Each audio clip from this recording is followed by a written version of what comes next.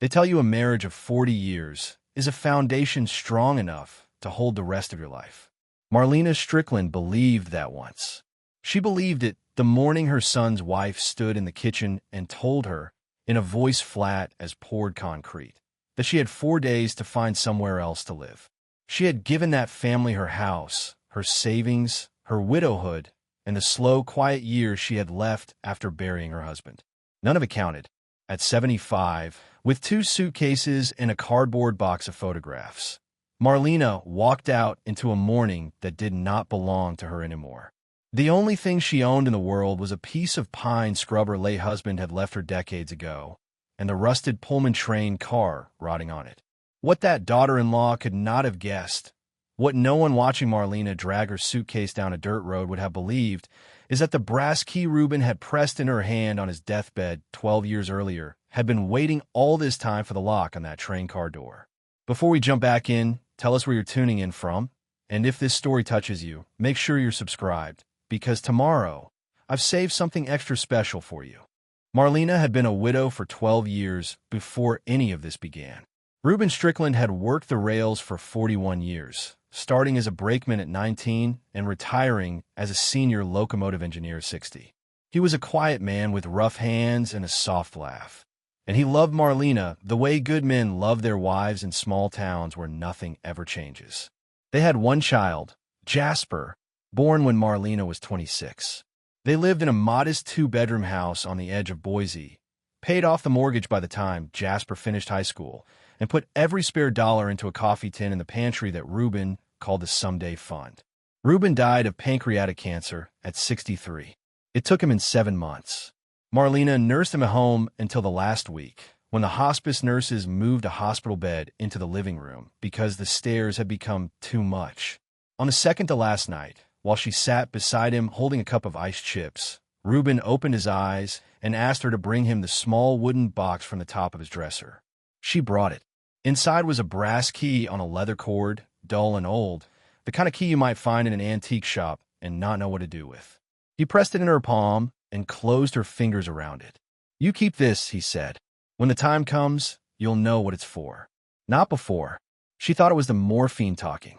She put the key in her jewelry drawer and forgot about it for years. After Reuben died, Marlena had Jasper.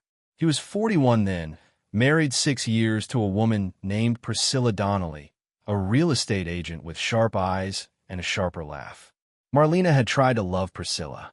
She had bought her flowers on her birthday, sent cards on her anniversary, kept her opinions to herself when Priscilla redecorated Jasper's childhood bedroom into what she called a meditation studio. Priscilla had tolerated her the way a hostess tolerates a long-staying house guest. Polite, watchful, always counting the days. When Jasper and Priscilla decided to upgrade to a bigger house in a nicer school district 4 years after Reuben died, Marlena did not hesitate. She sold the house she had shared with Reuben for 33 years, took the money from the sale, emptied out the Someday Fund, and handed it all to Jasper. $218,000. He cried. Priscilla hugged her stiffly and called her mom for the first time. The arrangement was supposed to be temporary. Marlena would live in the spare bedroom while she looked for a small apartment of her own. That was 8 years before any of what came next. Somehow, the apartment search never went anywhere. Marlena made herself useful. She cooked Jasper's favorite pot roast on Sundays. She did the laundry, weeded the front beds, folded Priscilla's blouses with the careful precision of a woman who had ironed her own husband's railroad uniforms for 4 decades. She tried to be invisible in a house that no longer felt like hers, and she mostly succeeded. Jasper would sometimes catch her sitting alone on the back patio at dusk and squeeze her shoulder and tell her this was her home for as long as she wanted it. Priscilla would smile when he said that, but the smile never reached her eyes. Then, on a Tuesday morning in March, Jasper collapsed at his desk at the insurance office where he worked. A massive heart attack. He was 49. The paramedics worked on him for 32 minutes. He was gone before his co-worker hung up the phone with 911. Marlena was peeling carrots at the kitchen sink when Priscilla called from the hospital. She heard the words, but they did not arrive at her in any order she could understand. She stood at the sink with the peeler in her hand for what felt like an hour. The carrots dried out. The water ran. She had buried her husband 12 years before, and now she had buried her only son, and she was 73 years old and alone in a house that had never really been hers. The first year after Jasper's death, Priscilla and Marlena lived around each other like two ghosts who had agreed not to speak. They ate dinner at separate hours. They watched television in different rooms. Priscilla worked late and came home smelling of perfume Marlena did not recognize. Marlena cooked because cooking was the only thing that kept her hands from shaking. She made meals that nobody ate and threw them out the next day. In the second year, things began to change. Priscilla got new highlights in her hair. She bought clothes that fit tighter. She started taking weekend trips she did not explain. And then one Friday evening, she came home with a man. His name was Garrett Hollyfield, and he was 36 years old. He wore a blazer with the sleeves pushed up and a watch that was a little too big for his wrist, and he shook Marlena's hand with the kind of grip men use when they want you to know they are in charge of the room. Priscilla introduced him as a friend from her real estate network. Within a month, he was staying over 3 nights a week. Within 2 months, his electric razor was on the bathroom counter, and his protein powder was on the kitchen island. He called Marlena ma'am the way you might call a waitress ma'am, polite and dismissive in the same breath. He made comments. The kitchen tile was dated. The carpets needed to go. The neighborhood was, in his words, transitioning down. He said these things in front of Marlena, as if she were not there, as if she were a piece of upholstery that had come with the house. Priscilla would laugh at his jokes and refill his wine glass and pretend she did not notice the way her mother-in-law sat smaller and smaller in the chair across the room. The Sunday morning came in late June. Marlena was at the stove making French toast, the way Jasper had liked it as a boy, with extra cinnamon and the bread soaked overnight. Priscilla and Garrett came down the stairs together. Priscilla was wearing yoga pants and a cashmere sweater, and her face had the set look of a woman who had rehearsed something in front of a mirror. Garrett poured himself a coffee and leaned against the counter.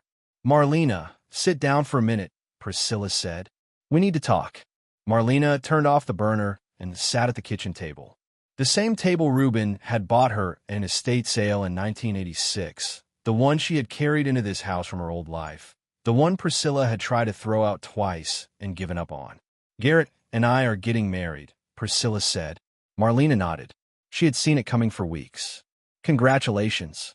We're doing a small ceremony in the backyard next month. After that, Garrett is moving in full-time."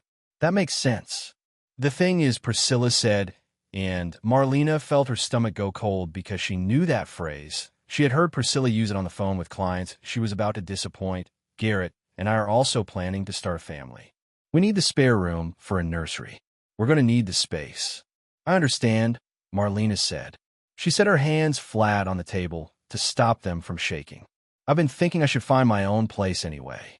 Give me a few weeks and I'll—" "We were thinking the end of this week," Priscilla said. Marlena looked up. "This week. Friday. The movers are already booked." "Priscilla, that's 4 days.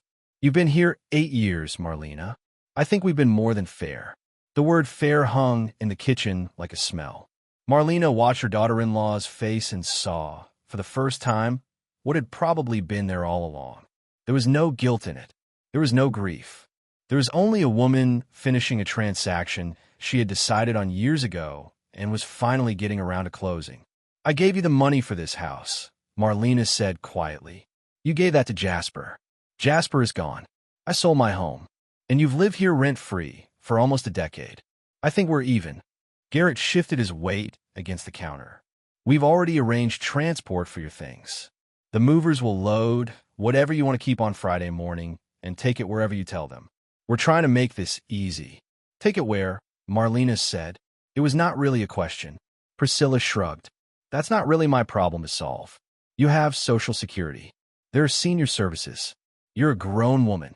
Marlena sat at the table for a long moment. She did not cry. She had used up most of her crying on Jasper's funeral and on the long, quiet evenings afterward, and there was very little left in her for moments like this one. She stood up. She turned off the coffee pot. She went upstairs and started pulling her things out of the closet, folding them on the bed in the careful way Reuben had taught her on their honeymoon when they had to fit a week's clothes into one shared suitcase. The next 4 days, she moved through the house like a woman packing for a trip she did not want to take. She had 2 suitcases from her old life and 1 cardboard box she found in the garage. Into the box went the photo albums. The wedding picture from 1969. Jasper at 6, holding up a fish almost as long as his arm. Reuben in his engineer's cap on the day he retired, grinning in front of the locomotive he had run for the last 20 years of his career. She left the furniture. She left the kitchen table. She left almost everything. On Friday morning, she stood in the foyer with her 2 suitcases and her box. She had $840 in her checking account and a Social Security check of $1,400 a month and no idea where she was going. Priscilla came down the stairs in workout clothes, already dressed for whatever her morning was going to be. "Do you have somewhere to go?" Priscilla asked. Marlena thought about lying. She was too tired to lie. "No." "Well." Priscilla opened the front door. "Good luck, Marlena. I hope you find your peace." Marlena picked up her suitcases. As she walked past her daughter-in-law, she stopped on the threshold and turned. "I love my son more than anything in this world," she said. "I know you did. You were lucky to have him." Priscilla did not answer. Marlena stepped out onto the porch. Behind her, the door closed, and she heard the deadbolt slide into place with a small final sound. The sound of a chapter ending whether you were ready for it or not. She stood on the sidewalk for a long time. A neighbor across the street was watering her hydrangeas and pretended not to see her. A delivery van rolled past. The morning was warm and bright in a way that felt cruel when your life had just stopped. She had a suitcase in each hand and a box at her feet, and the sum total of her existence was now portable in a way it had never been before. The first thing she did was sit down on the bench at the bus stop on the corner and try to think. She had a small handful of friends still alive, but most of them had their own troubles. Margaret was in assisted living, fading. Doris had moved to Phoenix to be with her granddaughter. There was no spare room waiting for her in any of those lives, and she had too much pride left to call and ask. Pride was about all she had left, in fact. She held on to it. She thought about Reuben. She thought about him hard, the way you call up someone's face when you're trying to remember what their voice sounded like. And as she sat on that bench, something he had said to her years ago surfaced from the back of her mind. He had been a railroad man down to the marrow, and once on a long drive back from a family wedding in eastern Oregon, he had pointed off the highway at a stretch of dry pine country and told her, "Marlena, I bought us a piece of land out near Juniper Bend. 6 acres. Got it cheap from the railroad when they sold off the old right-of-way parcels. There's a Pullman car sitting on it. They were going to scrap her, and I couldn't stand to watch it. So I had her towed out and dropped her on our land. Someday we'll fix her up, make her a little weekend cabin." They had never fixed her up. Reuben had gotten sick. The land had gone quiet in her memory, the property tax notices arriving once a year and being paid out of her checking account in amounts so small she barely noticed them. She had not thought about that piece of pine scrub in a decade, but it was hers. It was the only thing in the whole world that was hers. She walked 4 blocks to the Greyhound station. The ticket to Juniper Bend cost $22. The bus left at 11:15 and made the run in about 3 hours, with stops at every small town along the way. She bought a bottle of water and a pack of crackers from the vending machine and sat in the waiting room with her 2 suitcases between her knees and her box on her lap. And for the first time since Priscilla had told her to leave, she allowed herself to feel afraid. Juniper Bend was barely a town. A gas station with 2 pumps. A general store that sold bait and bread and not much else. A post office that opened 3 afternoons a week. A bar called the Switchback. The bus dropped her on the shoulder of the highway and pulled away, and she stood there in the dust with everything she owned and tried to remember the directions Reuben had described to her once, 20 years ago, on a drive she had not been paying full attention to. She walked into the general store. The woman behind the counter was somewhere in her 60s, with iron gray hair and a face that had seen weather. A name tag pinned to her flannel shirt read Wanda. "I'm looking for the old Strickland property," Marlena said. "My husband owned a piece of land out here. There's an old train car on it." Wanda looked at her for a long second. She looked at the suitcases. She did not ask any of the questions she could have asked. Out past the cattle grate on Powerline Road. "About 3 miles up. You walking?" "I am." "You sure that's where you want to go, hon?" There's nothing out there. I'm sure. Wanda nodded slowly. She rang up a half loaf of bread and a jar of peanut butter and a flashlight and a gallon of water. And when Marlena handed over the money, Wanda slid $2 back across the counter and did not explain why. The walk took almost 2 hours. The dirt road was rutted and unmaintained, and she had to stop every 15 minutes to set the suitcases down and let her hands recover. Her left knee, which had been bad for years, started to ache around the first mile and was throbbing by the third. Pine trees on both sides. A red-tailed hawk on a fence post. The smell of dust and dry sage, and somebody's wood smoke from a long way off. When she came around the last bend and saw the property, she stopped walking. It was worse than she had remembered. The 6 acres were overgrown to the point of being almost impassable. Knee-high cheatgrass and clumps of bitterbrush, and a few scraggly young pines that had volunteered themselves into the middle of what used to be a clearing. A barbed wire fence on 3 sides, half collapsed. A rusted metal gate at the entrance, hanging from one hinge. And in the middle of all of it, sitting on a section of weed-grown track that ran maybe 40 feet to nowhere, was the train car. It was a heavyweight Pullman from the 1940s, dark green paint faded to the color of old moss, the lettering along the side mostly gone. The roof was streaked with rust. Some of the windows were broken. Vines had climbed up the wheels. The vestibule door at the near end was closed, padlocked with a brass lock that had gone the color of a tarnished penny. Marlena set down her suitcases in the dirt. She set down her box. She looked at the train car and at the wild, forgotten land around it, and at the long, slow slope of the afternoon shadows reaching across the clearing toward her, and she laughed. It was not a happy laugh. It was the laugh of a woman who had run out of every other response. She laughed until her ribs hurt, and then she sat down in the dirt next to her suitcases and put her face in her hands. This was her inheritance. This was what was left. She did not know how long she sat there. Long enough for the sun to drop behind the ridge and for the shadows to spill across the clearing and turn the train car the color of cold iron. When she finally stood up, her knees protested and her back was stiff, and she had to brace one hand on a fence post to get fully upright. She wiped her face on her sleeve. She picked up her suitcases. The padlock on the vestibule door was the obvious problem. She tried tugging it. She tried twisting it. It was a heavy old brass thing, corroded into place, and it was not going to come off without bolt cutters or a hammer or someone younger than 75 and stronger than her. She walked the length of the train car and found a side door that had been partially pried open at some point, the metal bent outward, the latch hanging loose. She put her shoulder against it and pushed. It groaned and gave another inch. She pushed again, and the door scraped open just wide enough for her to squeeze through sideways. The smell hit her first. Mildew and dust, and something sweeter underneath, the way old furniture polish goes sweet when it has had decades to think about it. She fumbled the flashlight out of her bag and clicked it on. The interior of the Pullman was a ruin and a marvel at the same time. Velvet seats along both sides, the upholstery cracked and split, stuffing spilling out in places. A central aisle covered in years of pine needles and rodent droppings. Brass fittings on the window frames, oxidized green. A few of the original luggage racks still bolted to the walls. Cobwebs draped from the ceiling like old curtains. At the far end, a small door that probably led to what had once been a porter's compartment. It was filthy. It was abandoned. It was hers. She found a wool blanket in one of the suitcases and shook it out. She swept the worst of the debris off 2 of the bench seats with her hand. She arranged the blanket as a makeshift mattress. She set the box of photographs on the seat opposite, where she could see Reuben's face and Jasper's face in the last of the daylight coming through the dirty windows. She ate 2 slices of bread with peanut butter for dinner. She drank half a bottle of water.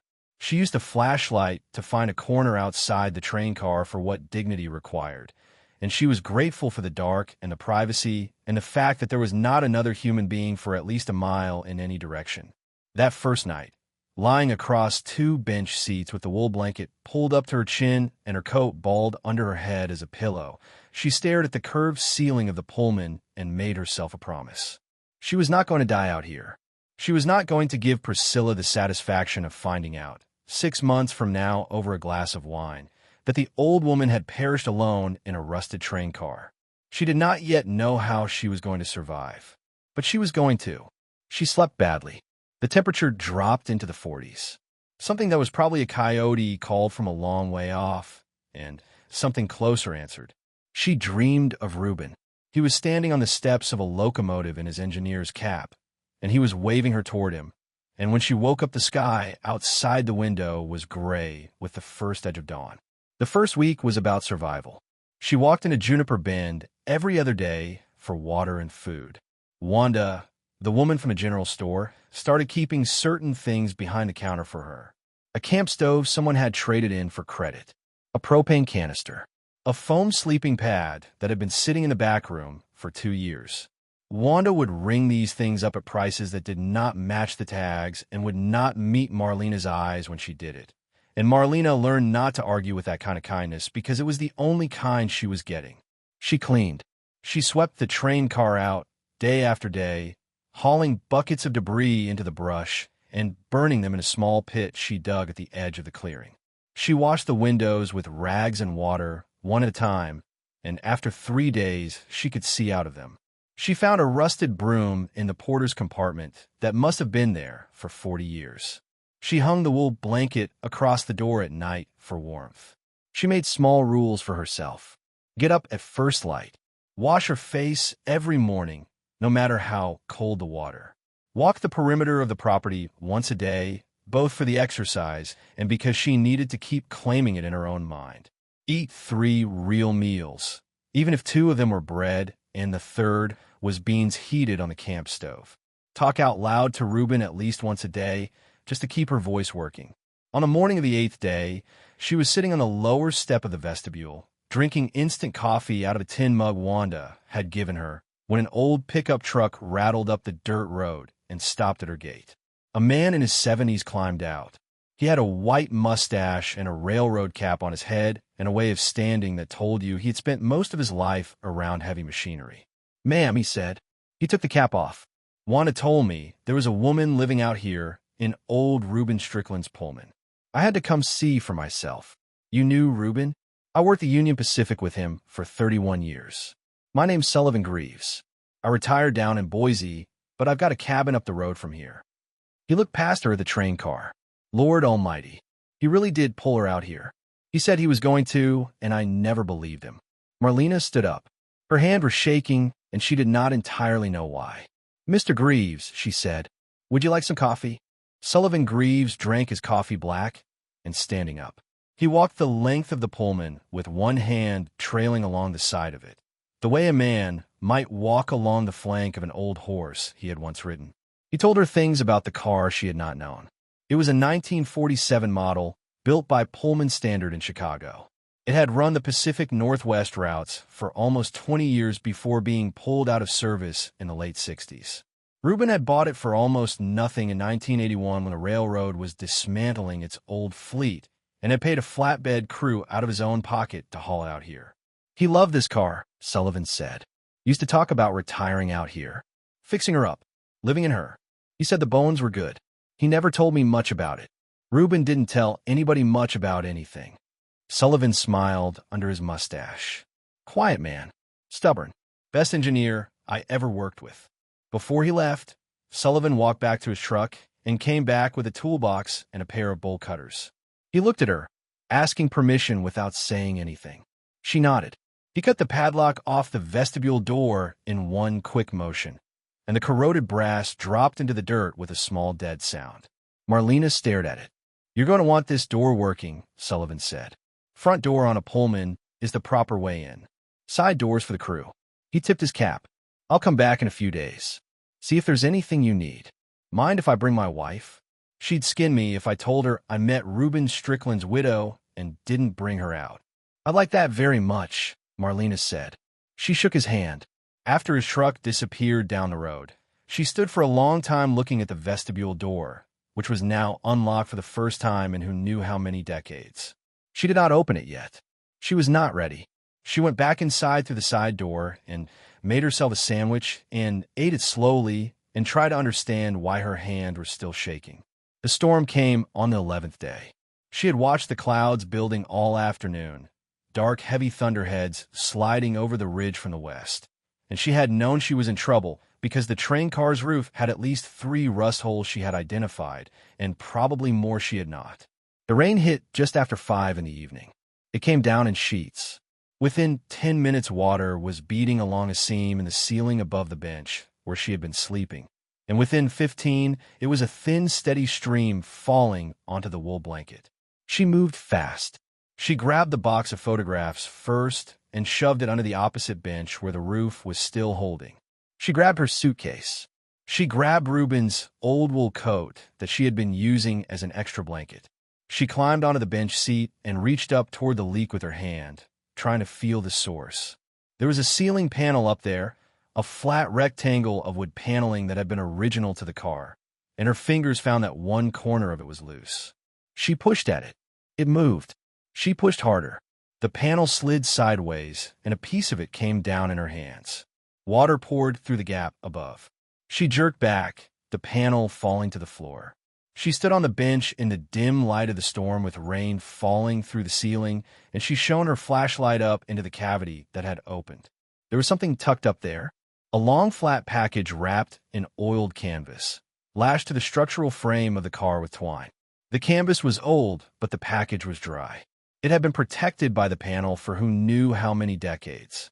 Her heart started beating in a way it had not beat since the morning Priscilla had told her to leave.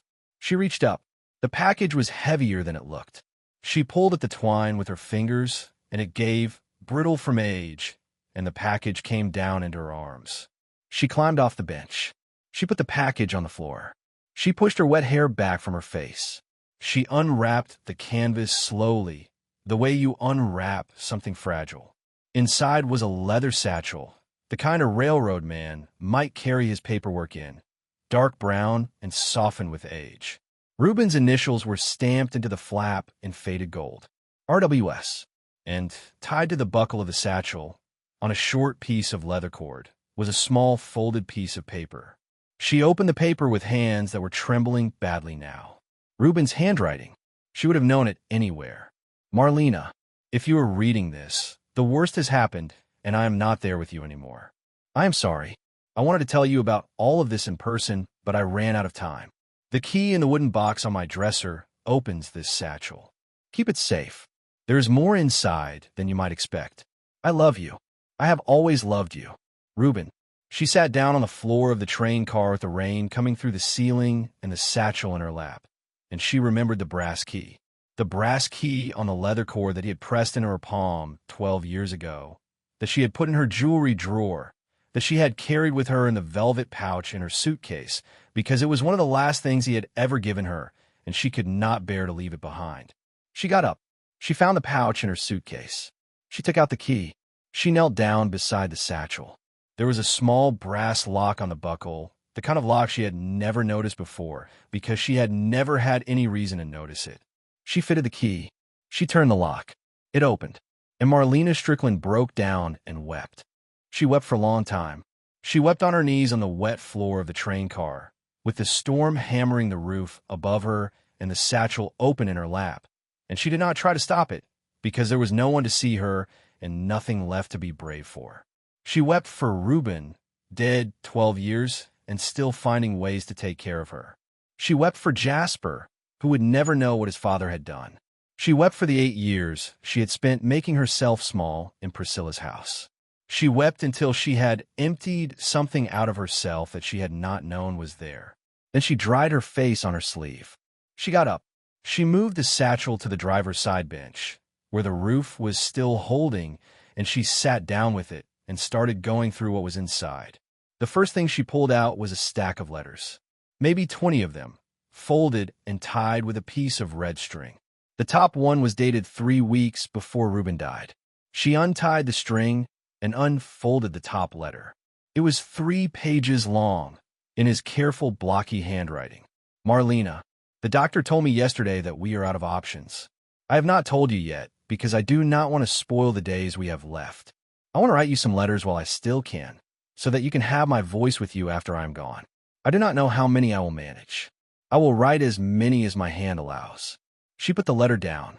She picked it up. She read it again. She set it carefully on the bench beside her and reached for the next one in the stack. The letters were dated from those last 7 months.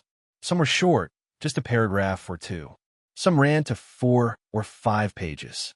He wrote about the day they had met at the church social in 1965 and about the fishing trip they had taken to the Salmon River in 1972 when Jasper was 6. He wrote about how proud he was of the man Jasper had grown into and how he hoped Jasper would take care of her after he was gone. He wrote about ordinary things, too. The way she made coffee. The way she laughed at her own jokes before she got to the punchline. The way she had looked at 22, the first time she had walked into his life wearing a yellow sundress and ruined him for any other woman. She read 3 of the letters there in the train car with the rain still coming down. She had to stop after the 3rd one because she could not see the words anymore. She put the stack of letters back in the satchel and reached in for what else was there. There was a leather portfolio. Inside the portfolio was a deed. The deed was dated 1989, 8 years before Reuben had retired, and it described an additional 14 acres of land adjoining the original 6. He had bought it from a rancher named Cody who had been selling off pieces of an old homestead. The deed was in Marlena's name. He had put in her name from the beginning. The property tax notices for that parcel had presumably been arriving at their old house for 30-some years, and she had been paying them without ever realizing what they were for, the amounts so small they had vanished into the noise of her life. 20 acres. She owned 20 acres. There was a manila envelope, sealed with brittle tape. She opened it. Inside were railroad bearer bonds. She did not know much about bearer bonds, but she knew enough to recognize the kind of paper they were printed on and the official-looking seals along the edges. There were also several certificates of railroad stock, the old kind with elaborate engraving. She counted the bonds. There were 31 of them, in various denominations she did not understand. There was a small notebook at the bottom of the satchel. She opened it. It was an inventory in Reuben's handwriting, with a date next to each item and a brief note. June 1978, picked up 2 Northern Pacific bonds at the estate sale of Old Carmichael, paid $85 total. April 1985, traded the Buick toolbox to Hank Peterson for the Union Pacific stock certificates. On and on, year after year. He had been collecting these things for over 20 years. He had never told her. He had been a man who did not believe in banks and who had grown up watching his own father lose his savings in a small bank failure in 1953, and he had quietly squirreled away whatever he could into something he could hold in his hand. The last entry in the notebook was dated 4 months before he died. Had everything appraised in Boise by the dealer Hennessy recommended. Total estimated value, as of this date, $264,000. Some of the older Northern Pacifics are appreciating. We'll hold. Marlena sat in the train car with a notebook in her lap and tried to understand what she was looking at. $264,000. Possibly more by now. Plus 20 acres of land. Plus a Pullman car that, if Sullivan was right, was a piece of railroad history that someone somewhere would pay good money to restore. She was not poor anymore. She had not been poor since the day Priscilla had told her to leave. She had only thought she was. The rain stopped sometime after midnight. She did not sleep that night. She sat on the bench seat with the satchel beside her and read every single one of the 20 letters, slowly, taking her time, letting Reuben's voice fill the train car the way it had once filled their old kitchen on Sunday mornings. When she got to the last letter, dated 2 days before he died, she found a single line at the bottom of the 3rd page that she had to read 3 times to take in. Marlena, you were the best thing that ever happened to me. Build something good with what I left you. I love you forever. Reuben. She put the letter down. She wiped her face. She got to work. The next morning, she walked into Juniper Bend with the satchel under her coat. She used the payphone outside the general store to call Sullivan Greaves at the number he had written on the back of a feed store receipt. She told him, as plainly as she could, what she had found. There was a long silence on his end of the line. Marlena, he said finally, don't tell another soul. Not Wanda. Not anybody. Stay there. I'll be at your gate in 2 hours with my wife and a friend of mine from Boise who knows about these things.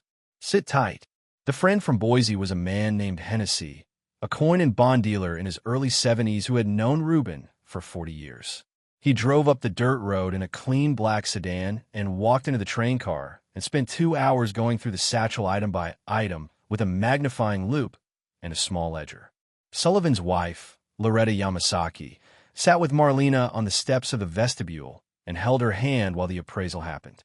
Loretta had been a railroad widow herself for 6 years before she met Sullivan. She did not say much. She did not need to. When Hennessy came out of the car, he sat down next to Marlena on the steps and took his glasses off and rubbed his eyes. "Mrs. Strickland, your husband had a very good eye and a great deal of patience. The current value of what's in that satchel, as best I can estimate today, is $312,000. Some of the Northern Pacific bonds have appreciated a lot in the last 12 years. I can offer you $90,000 cash for a selected portion of the collection right now and broker the sale of more whenever you're ready." Marlena nodded. She did not trust her voice. She rode back to Boise with Hennessy that afternoon. She opened a new bank account. She deposited his cashier's check. She rented a safe deposit box at a different bank and put the rest of the satchel in it, including the letters, which she would not have left in a train car with a leaky roof for any amount of money. She bought a prepaid cell phone. She bought a pair of decent walking shoes. She rode the bus back to Juniper Bend that evening with $60,000 in her bank account and the rest in the safety deposit box. And she slept that night on the bench seat of the train car with a different kind of feeling in her chest than she had ever felt before. The plan came together over the next few weeks. She did not want a house. She wanted the Pullman. Reuben had wanted the Pullman, and somehow it felt important to her that what he had saved for her would be used to finish what he had started. She hired a contractor out of Bend, a quiet man named Foster who had done 2 other train car conversions on the high desert and did not blink at the project.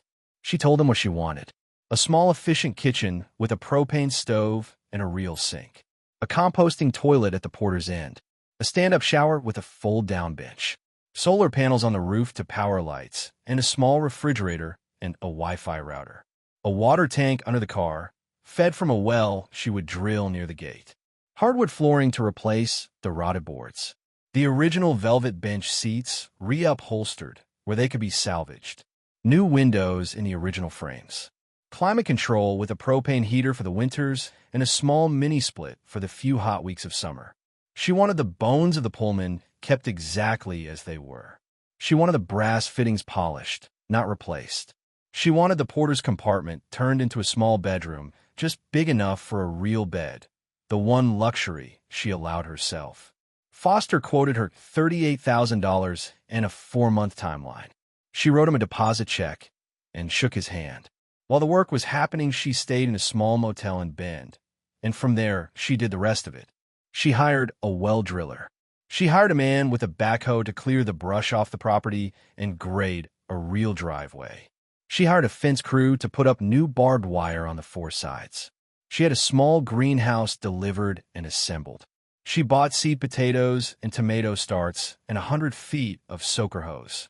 She had the rusted gate at the entrance taken down and replaced with a wrought iron. One Foster knew a man who could weld for her.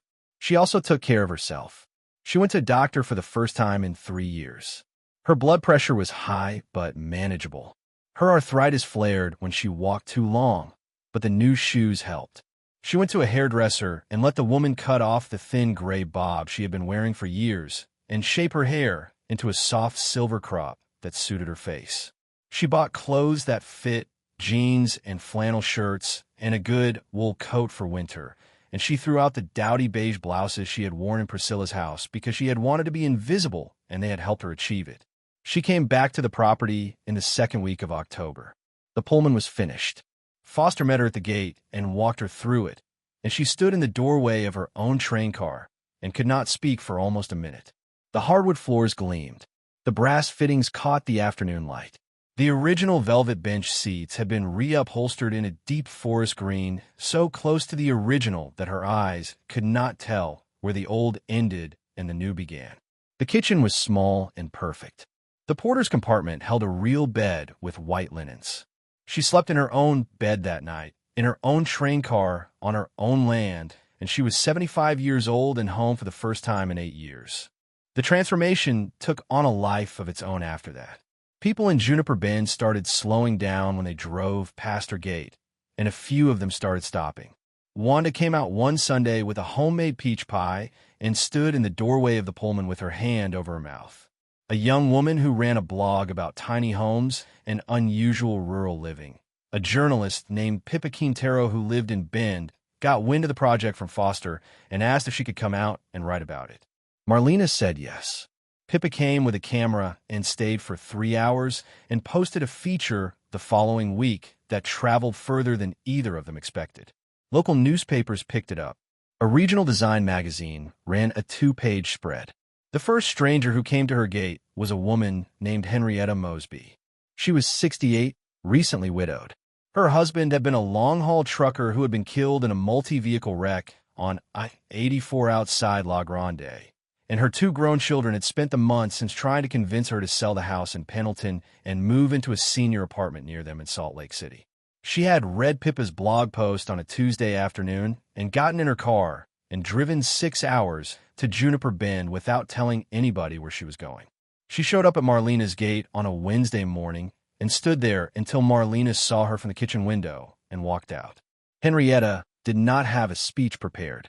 She tried to explain why she had come and could not. She started crying instead, standing at the gate of a stranger's property in Eastern Oregon, a 68-year-old woman who had not cried in front of another human being since her husband's funeral. Marlena opened the gate. She brought Henrietta inside and made her tea and listened to her for 2 hours.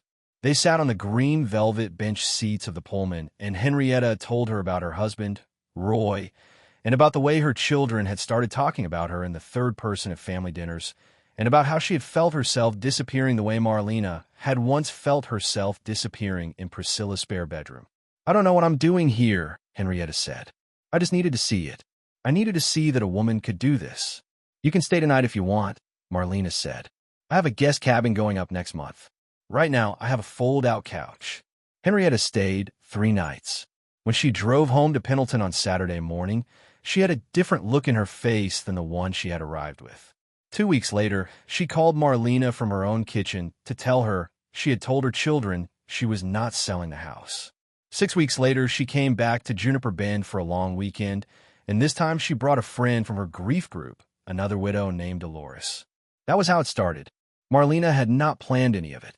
She had built the train car for herself and for Reuben's memory and for the simple, stubborn pleasure of being a woman with her own walls again. But other women heard the story. They came. They called. They wrote her letters. By the spring, she was hosting a small Saturday afternoon gathering twice a month, with anywhere from 4 to a dozen women sitting around a fire pit in her front yard drinking tea and talking about the things widows talk about when there is finally somebody around who understands. She built this small guest cabin near the back of the property, 2 beds and a wood stove and a composting toilet, and she started letting women in crisis stay there for a week or 2 while they figured out what to do next. She hired Loretta, Sullivan's wife, to come out 3 days a week and help her run the place. Loretta needed the work and Marlena needed the company. They got along the way 2 old railroad widows would. They argued about the right way to make biscuits.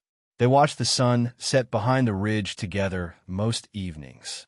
The local women started calling the place the Pullman, the way people in small towns name things by what they are.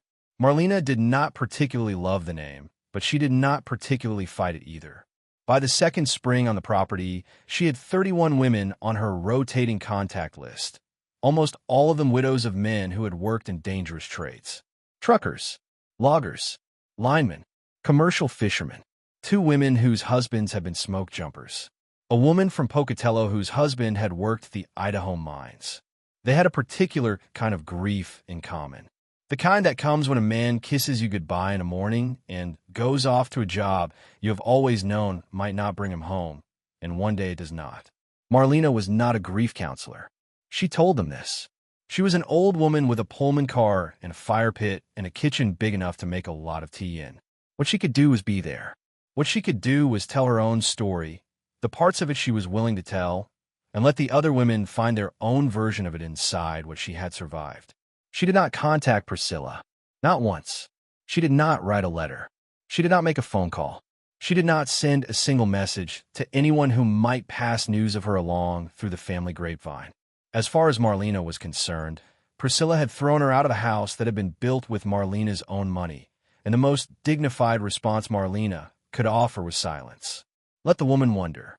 Let her find out, eventually, the way the rest of the world had found out through Pippa's blog and a magazine spread, and the slow word of mouth that travels through small towns and online forums, and the lives of older women who had been waiting for a story like this one without knowing they were waiting.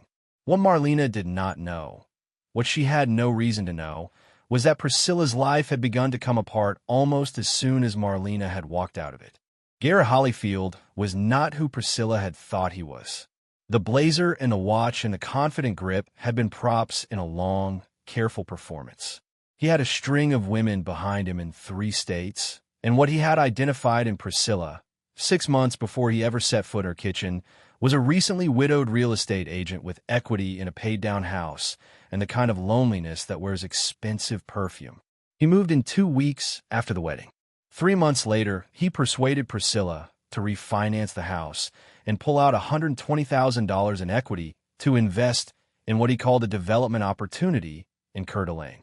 The development opportunity did not exist. 6 weeks after the wire transfer cleared, Garrett Hollyfield was gone. His phone was disconnected. His car was not in the driveway. His clothes were not in the closet.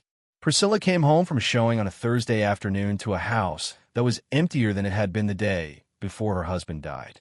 The mortgage payments became impossible almost immediately. Priscilla worked harder, took on more listings, but the housing market in her corner of Boise had softened and her commissions were thinner than they had been in years. She fell 2 months behind, then 4. The foreclosure notice arrived in a manila envelope that she stared at for 10 minutes before opening. It was during this period that Priscilla started searching the internet for Marlena. She told herself she was searching out of concern, but she was not. She was searching because she had heard, third-hand, through a real estate colleague who had a sister in Bend, that her former mother-in-law had ended up with money somehow. The story did not make sense to Priscilla. Marlena had walked out of her house with 2 suitcases and a box. She had been broke. She had been 75 and homeless.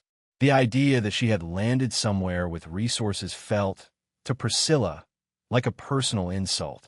She found Pippa Quintero's blog post on a Tuesday night, sitting in her kitchen with a glass of wine and an empty house. There was a photograph of Marlena standing in front of the Pullman, wearing jeans and a wool sweater, her silver hair cropped short, her hands in her pockets, her face turned toward the camera with a small private smile. Behind her, the train car gleamed in the late afternoon light. The article called it one of the most distinctive tiny home conversions in the Pacific Northwest. Priscilla read it twice. Then she read the comments. Then she went and got the half-empty bottle of wine and finished it. She drove out to Juniper Bend 3 weeks later. She did not call ahead. She did not have a phone number to call. She wore a cream silk blouse and good jeans and a rose gold watch she had bought herself in better days, because she wanted to look like a woman who was doing fine, not a woman whose marriage had collapsed and whose house was 3 weeks from auction. She pulled up to the gate at 11 o'clock on a Saturday morning. There were 4 cars already parked along the dirt shoulder. The gate was open. She drove through it and parked next to a battered pickup and got out. The property had been transformed past anything she had imagined. There was a real driveway. There was a wrought iron gate. There were gardens along the south side of the train car, raised beds with tomato plants and squash, and a fence around what looked like a strawberry patch. The Pullman itself looked like something out of a magazine. Solar panels along the roof. New windows in clean black frames. The original dark green paint had been stripped and repainted in something close to the same color, but cleaner, deeper. She could hear women's voices and laughter coming from somewhere behind the train car. She walked around the side of it and found 6 women sitting in a circle around a fire pit, drinking tea and talking. One of them was Marlena. Marlena saw her before Priscilla had to say anything. She set down her tea. She got up. She walked toward Priscilla without hurrying. The other women in the circle had gone quiet. Priscilla. Marlena. Hi. Priscilla stopped. She looked at the fire pit. She looked at the women. I'm sorry. I didn't know you had company. It's a Saturday gathering. I host them every other week. Could we talk? Privately, Marlena looked at her for a long moment. She did not nod, but she did not refuse. She turned to the women in the circle and said something quiet and apologetic, and then she gestured for Priscilla to follow her around to the front of the property, where there was a smaller seating area on a flagstone patio, 2 Adirondack chairs, and a low table. She did not sit. Priscilla did not sit either. What do you want, Priscilla? The cream blouse felt wrong now. The watch felt wrong. I read about this place, about what you've built. I wanted to see it. I wanted to see that you were okay. I've been okay for almost 2 years. I know. I'm glad. Priscilla's voice cracked, and she hated that it cracked. Marlena, I made a terrible mistake. Which one are we talking about? All of it. Throwing you out. The way I did it. The 4 days. I've had time to think, and Garrett left me. He took everything. The house is in foreclosure. I have nothing. Marlena did not move. She did not blink. And so you came here. I didn't come here for money. I came to apologize. You came here for both. Don't insult me by pretending otherwise. Priscilla looked at the ground. You threw me out, Priscilla.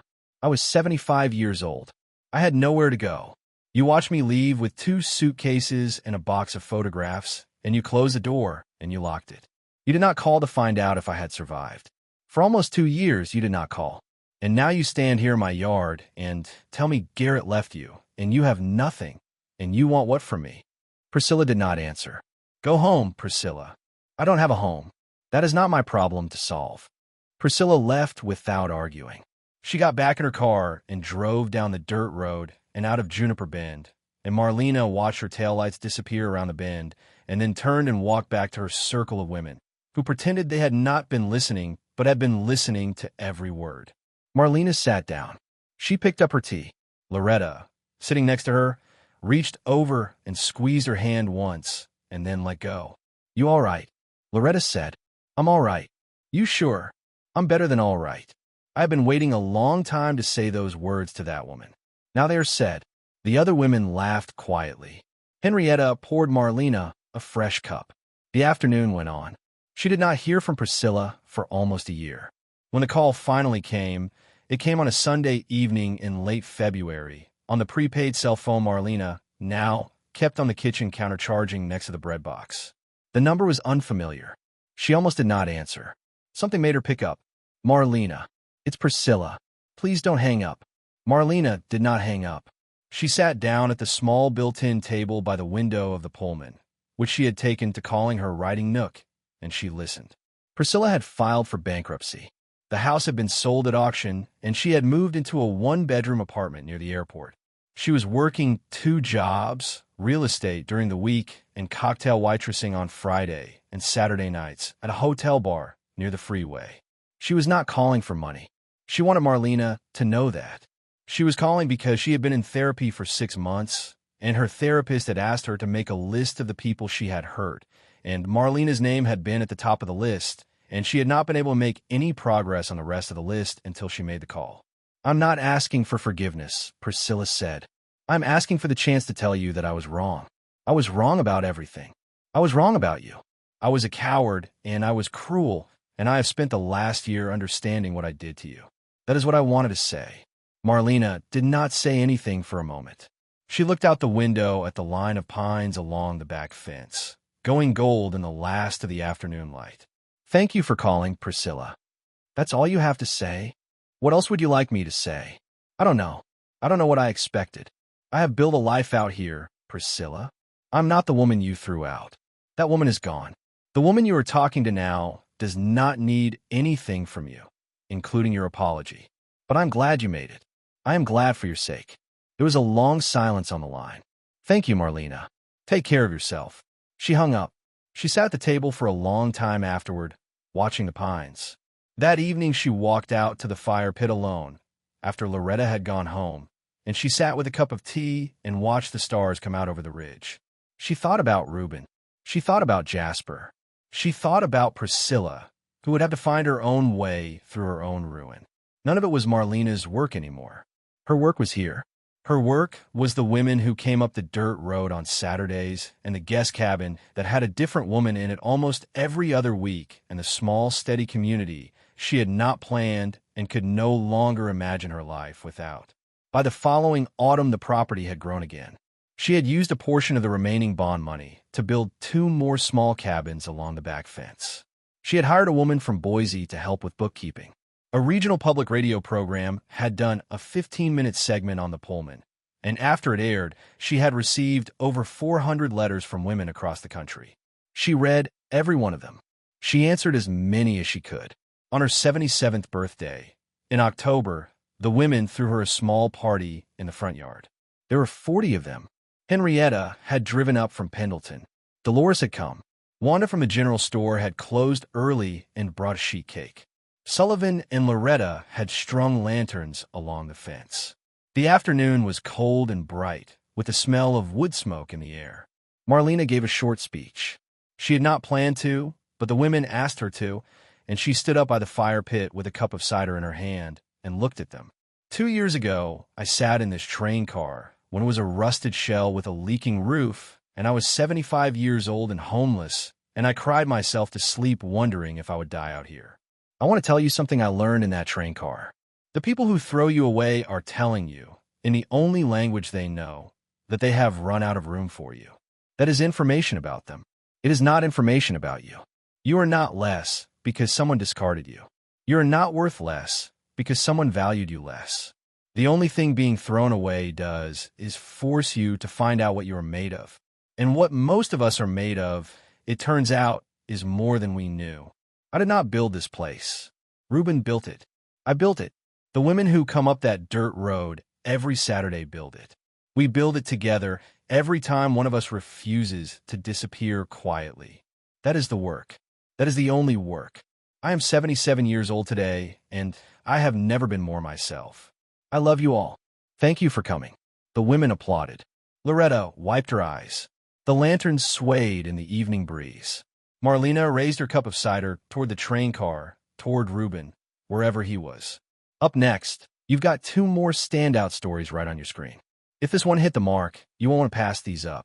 Just click and check them out.